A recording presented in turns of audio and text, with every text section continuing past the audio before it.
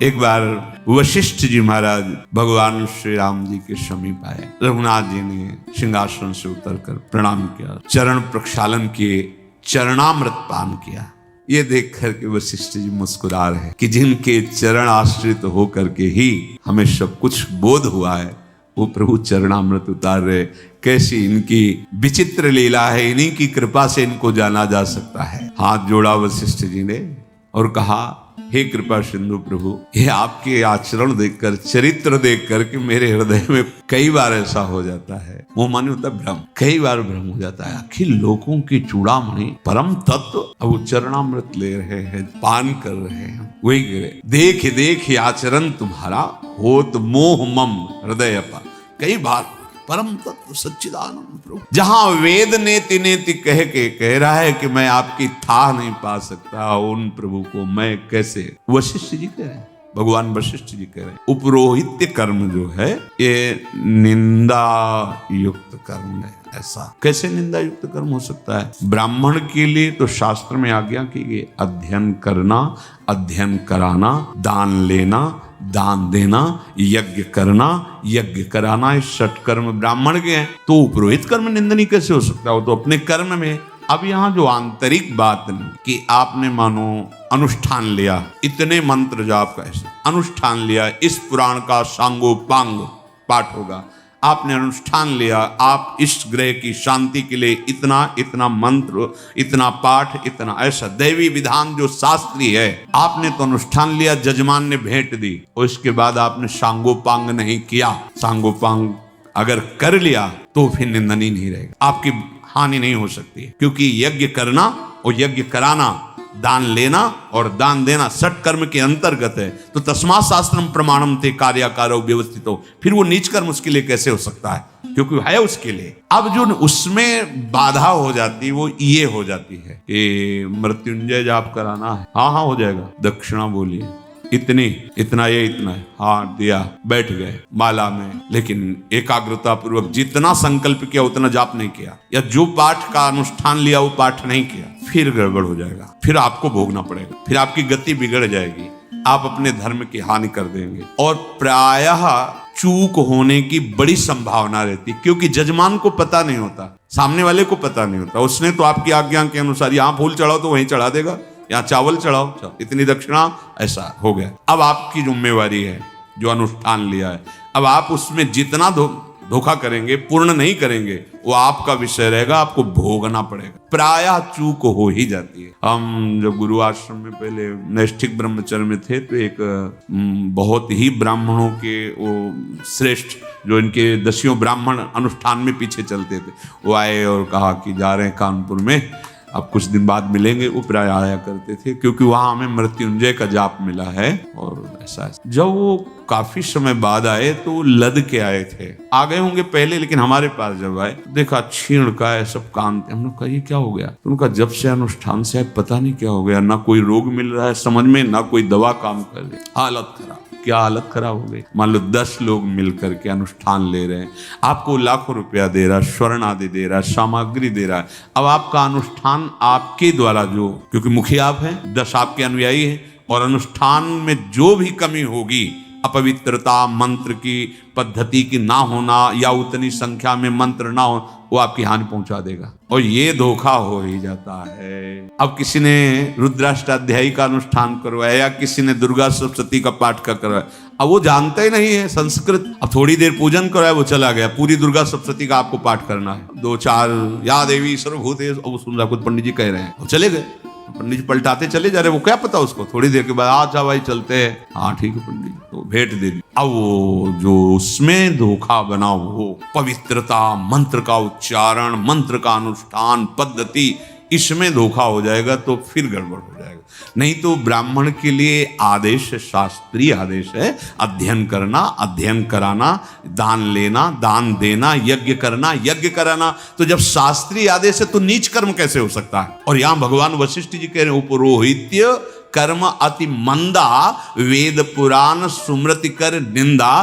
तो निंदनीय वही कार्य होता है जो शास्त्र प्रमाण के विरुद्ध हो जाता है। तो जो उपरोहित कर्म करके अनुष्ठान पद्धति से अनुष्ठान को सम्यक नहीं करता, वो निंदनीय कार्य बन जाता है। तो बोले हमें ये ब्रह्मा जी ने पुरोहित आचार्य पदवी इस सूर्य वंश की पुरोहिती का काम दिया, तो मैं नहीं लेने की इच्छा थी कि ये मैं नहीं करूं। वेद पुराण स्मृति सब कहते इसमें धोखा हो सकता है, अनुष्ठान नहीं तो आपको भोगना पड़ेगा पक्का, इसमें संशय नहीं। तो जब उन्होंने कहा कि सूर्य वंश के तुम पुरोहित बनो, आचार्य बनो, तो मेरे मन में बिल्कुल इच्छा नहीं थी। तो उनका पुत्र, मेरी बात सुनो, तुम्हें आगे चलकर बहुत बड़ा लाभ मिलेगा। स्वयं पर ब्रह्म परमात्मा सूर्य वंश में प्रकट होने वाले श्री राम रूप। तब मैंने हृदय में विचारा, तब मैं हृदय विचारा, जोग यज्ञ व्रत दान,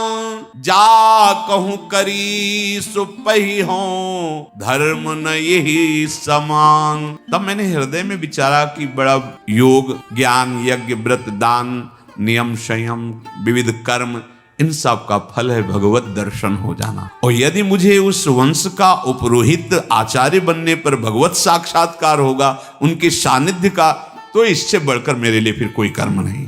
तब मैंने इस उपरोहित कर्म को स्वीकार किया। हमने पूर्व उपरोहित जनों के दर्शन किए हैं कि वो अनुष्ठान तो जो करते हैं उपरोहित, इसके बाद अपना संयम, नियम और नियम से माला भजन और अपने धर्म व्रत वो स्वयं में भी करते हैं। ऐसा नहीं कि केवल उपरोहित कर्म, क्योंकि कोई त्रुटि हो जाए, जैसे कोई भी कर्म कांड है तो उसमें कोई न कोई अक्षर, मात्रा या कोई क्रिया में त्रुटि हो जाए, तो उसके लिए कहा गया नाम कीर्तन कर लिया जाए। यदि अक्षरम पदम भ्रष्टम, कोई भी पद, कोई भी मात्रा, कोई भी, तो क्षमा याचना और नाम कीर्तन से सब पूर्ण हो जाता है। कोई भी अनुष्ठान हो, यदि आधा घंटा नाम कीर्तन कर लिया जाए तो जो भी त्रुटि होगी उसकी पूर्ति हो। अगर वहां अनुष्ठान में नाम कीर्तन, तो अगर वो एकांत में नाम जप कर रहा है तो उसको कोई हानि नहीं हो पाएगी। और नाम जप करने वाले की इतनी बुद्धि शुद्ध होती है कि फिर वो अनुष्ठान में त्रुटि क्यों करेगा। बहुत ही सूक्ष्म है धर्म का विषय। तो पर मैंने जब ये विचार किया कि पुरोहित पद स्वीकार करने से भगवत प्राप्ति, भगवत दर्शन, भगवत सानिध्य, इससे बड़ा फल ही नहीं हो सकता, तब मैंने स्वीकार किया। मंत्रानुष्ठान, तपस्या, नियम, योग, वर्णाश्रम धर्म का पालन, श्रुतियों से उत्पन्न वेद विहित बहुत से शुभ कर्म, ज्ञान, दया, दम, इंद्रिय निग्रह, तीर्थ स्नान, जहां तक वेद और संत जनों ने धर्म साधन कहे हैं, हे प्रभु, तंत्र मंत्र वेद पुराण सब के सुनने का, करने का एक ही फल है कि आपके चरणों का निरंतर स्मरण होते हुए आपकी प्रीति, आपके श्री चरणों का निरंतर स्मरण प्रीति युक्त, इससे बड़ा कोई फल नहीं। ये बैठा लो हृदय में, सब साधन कर यह फल सुंदर, प्रभु पद पंकज प्रीति, तव पद पंकज प्रीति निरंतर, सब साधन कर यह फल। ये आ गया तो फल आ गया। राधा राधा स्मरण हो रहा, प्यारे जू की झांकी जैसी हमारी भावनात्मक बन रही, डूब रहे, ये सब साधना का फल है। श्री वशिष्ठ जी कह रहे हैं, क्या गंदे पानी से हाथ धोने से पवित्र हो जाएगा क्या? क्या मैल से मैल छुटाया जा सकता है क्या? भक्ति विहीन कर्म से क्या कर्म जाल से मुक्त हुआ जा सकता है क्या? नहीं। ऐसे कैसे? जैसे मलयुक्त पानी से हाथ निर्मल नहीं किए जा सकते, तो मल क्या है कर्म में? अहंकार, विमूढ़ात्मा, कर्ता हमिति मन्यते, मैंने ये किया, मैं ये करूंगा, मैं ऐसे, इससे कर्म बंधन से मुक्त नहीं हुआ जा सकता। क्या जल के मथने से कोई घी निकाल सकता है क्या? नहीं निकाल सकता। उसी प्रकार हे रघुनाथ जी, जब तक प्रेम लक्षणा भक्ति रूपी निर्मल जल नहीं आएगा, तब तक हृदय पवित्र होने वाला नहीं। हृदय की पवित्रता क्या है? दैन्यता, अहंकार शून्यता। वही ज्ञानी है, सर्वज्ञ है, क्या हर समय नाम, सब ज्ञानों का ज्ञान है। वही तत्वज्ञ पंडित है, क्या सार तत्व प्रभु है, उनका चिंतन ही सब ज्ञान का ज्ञान। हर क्षण, एक क्षण के लिए भी नाम का तार न टूटे, स्मृति न टूटे। वही गुणों का घर हो जाता है, भजन चल रहा है। वही अखंड अनुभवी हो जाता है, भजन चल रहा है। वही चतुर है जो माया के समय में भगवत स्मरण कर ले। माया का समय, माया सबके समय को अपने में ले रही है। देख लो, हंसना, खेलना, बोलना, सोना, इन्हीं क्रियाओं में जा रहा है। वही चतुर है जो इन क्रियाओं को करते हुए भी नाम जप कर रहा है। ऐसा नहीं कि आप ये क्रियाओं से रहित हो जाएंगे, आप भोजन नहीं पाएंगे, आप सांस नहीं लेंगे, आप देखेंगे नहीं, आप चलेंगे नहीं, आप अरे कुछ न कीजिए तो भी शरीर क्रिया है। खाना पीना सोना जागना ये तो शरीर क्रियाएं हैं। ठाड़े बैठे परे उताना, कबीर कायम राय ठिकाना। जिनका सतत भजन चलता रहता, भगवत स्मरण, भगवत चिंतन, भगवत संबंध, उसी ने माया पर विजय प्राप्त कर ली। नहीं, माया का कार्य है भगवत विस्मरण कराना। छोटी छोटी बातों में घंटों प्रपंच में उलझे रहना, नाम छूट जाना, बड़ी विचित्र माया है। वही चतुर है जो माया के समय में, माया का समय मैं और मोड़ तोड़ते हैं माया, इसमें जो समय खर्चा हो रहा है उसमें राधा राधा राधा राधा राधा, वही शुभ लक्षणों से युक्त हो जाता है जिसका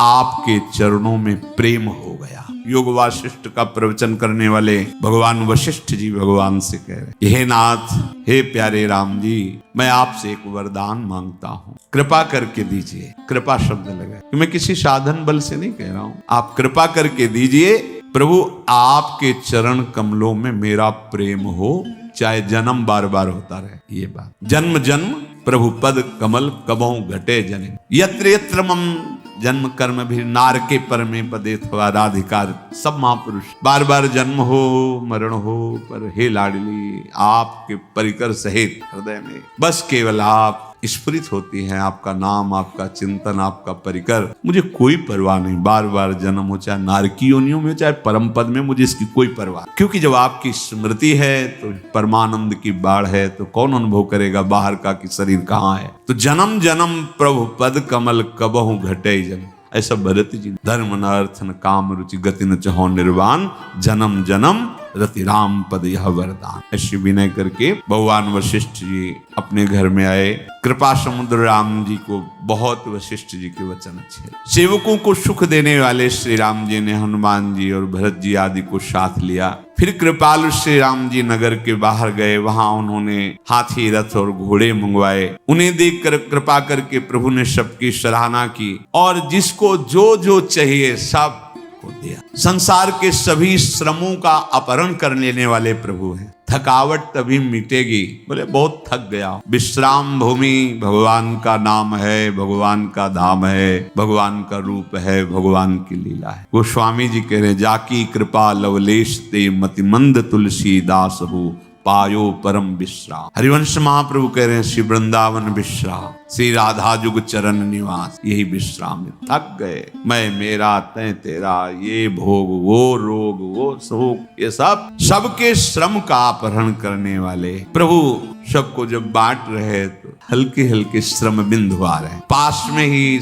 बहुत सुंदर आम का बगीचा है, वहां गए। भरत जी ने अपना ऊपरी वस्त्र बिछा दिया, प्रभु उस पर विराजमान हुए और जो भाई हैं पंखा करने लगे, सेवा करने लगे। पवन पुत्र हनुमान जी ने थोड़ा बड़ा पंखा लेकर शुरू किया कि सब भाई और रघुनाथ जी सब पर हवा हो। प्रभु को देख देख कर पुलकावली हो रही हनुमान जी महाराज के नेत्रों से अश्रु जल धारा हुए। भगवान शिव जी कहते हैं, हे गिरिजा, हनुमान के समान कोई बड़ भाग्य। प्रभु की सेवा में जो सुख है, ये सेवा मिलना दुर्लभ होता है। सेवा को साधन भाव से नहीं देखना चाहिए कि हमारी साधना है, ये साधना का फल है सेवा। जैसे आप प्रभु को जो दुलार कर रहे हैं ना, सीधे प्रभु अधीन होते हैं, इसमें कोई फल फूल की बात नहीं, सीधे प्रभु अपने आप को अधीन कर देते हैं। भगवान शिव कह रहे हैं कि हनुमान जी के समान बड़ भागी कोई नहीं, क्योंकि सेवा सुख। जिनके प्रेम और सेवा का स्वयं प्रभु अपने श्री मुख से बार बार बड़ाई करते हैं, हनुमान जी की हम बड़ाई क्या करें। उसी अवसर पर नारद मुनि ने देखा कि आम के सुंदर बगीचे में आम के वृक्ष के नीचे भरत जी के वस्त्र पर भगवान श्री राम आसीन है। भाईजन सेवा कर रहे, हनुमान जी महाराज सबके ऊपर पंखा कर रहे, नारद जी के हाथ में वीणा है, आनंद में मगन होकर भगवान के गुण गा रहे हैं। मामा विलोकय पंकज लोचन, कृपा विलोकन